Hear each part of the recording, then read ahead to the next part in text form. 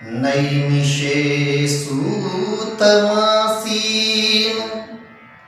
अभिवाद्य महामतिं कथामृतरसास्वाद कुशलः शौनको ब्रवीत। नैमिष अरण्य क्षेत्र की पावन भूमि पर 88,000 ऋषि श्रोता के रूप में विराजमान हैं और वक्ता के रूप में सूत जी महाराज विराजमान हैं। जो 88,000 ऋषि हैं उनके जो प्रधान हैं वहाँ शौनक जी महाराज हैं। ये कैसे हैं? कथामृत रसास्वाद कुशला, भगवान की कथा श्रवण करने में बड़े ही कुशल हैं। कोई भी इनको भगवान की अगर कथा सुनाता है ना, ये बड़े प्रेम से सुनते हैं। सूत जी महाराज की अभी अल्प आयु ही है, लेकिन बड़े धीर मति के हैं, भगवान के परम भक्त हैं। तो सौनकादि ऋषियों की ओर से शौनक महाराज जी ने सूत जी से हाथ जोड़ करके प्रार्थना की और बोले, अज्ञान ध्वांत विध्वंस कोटि सूर्य समप्रभ सूताख्याहि कथा सारम मम कर्ण रसायनम। हे सूत जी महाराज, आप अज्ञान रूपी अंधकार को दूर करने के लिए करोड़ों सूर्य के प्रकाश स्वरूप ज्ञान अपने अंतःकरण में धारण करने वाले हैं।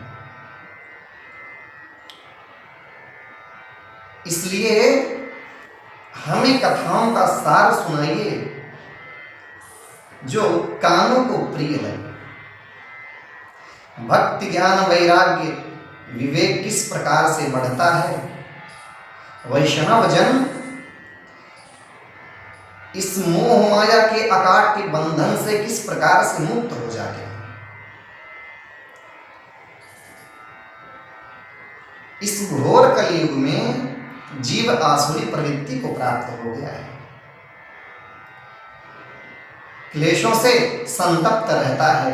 ऐसे जीव को भगवान की शरण किस प्रकार से प्राप्त हो, कोई सहज उपाय बताइए।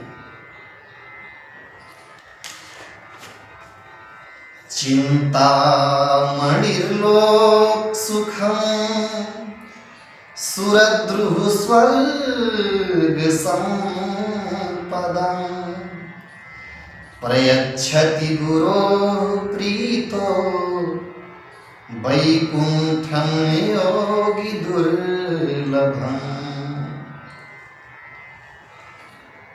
चिंतामणि से याचना करने पर संसार की संपदा प्रदान कर सकती है।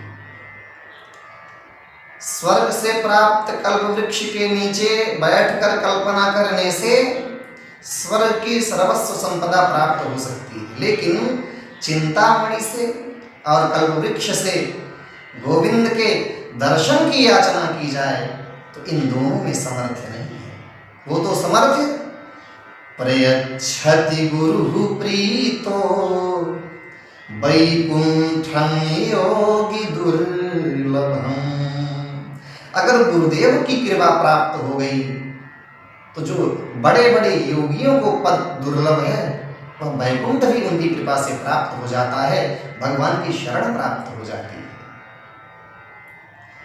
बंदं गुरुपद कंज कृपा सिंधु नर रूप हरि महामोहतम पुंज जासु बचन रवि कर निकर। हे महाराज, कोई उत्तम और सहज उपाय बताइए।